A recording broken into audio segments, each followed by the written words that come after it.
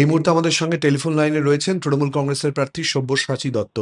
সব্যসাচী দা, বিধানসভা নির্বাচনে প্রার্থী দল আপনার ওপর ভরসা রেখেছে, কোন কোন ইস্যুকে কেন্দ্র করে লড়াই? আমার গার্জিয়ান মমতা বন্দ্যোপাধ্যায় আমার প্রতি ভরসা রেখেছেন, আস্থা রেখেছেন। পশ্চিমবঙ্গের সব থেকে যে দুটো গুরুত্বপূর্ণ ডিস্ট্রিক্ট হেডকোয়ার্টার, সেটা একটা বারাসাত আর একটা আলিপুর।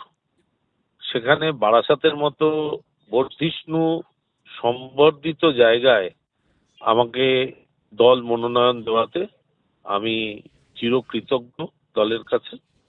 আর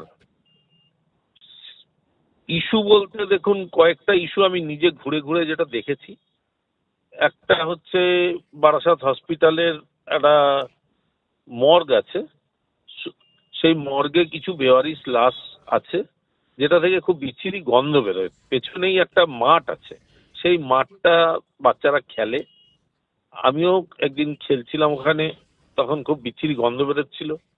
ওই মর্গের লাশগুলোকে যাতে সুষ্ঠুভাবে স্থানান্তরিত করা যায়, আমি কাকলিদির সঙ্গে কথা বলেছি। কাকলিদিও বলেছে হ্যাঁ, এটা আমি দেখে নিচ্ছি, করে দেবো যত তাড়াতাড়ি সম্ভব।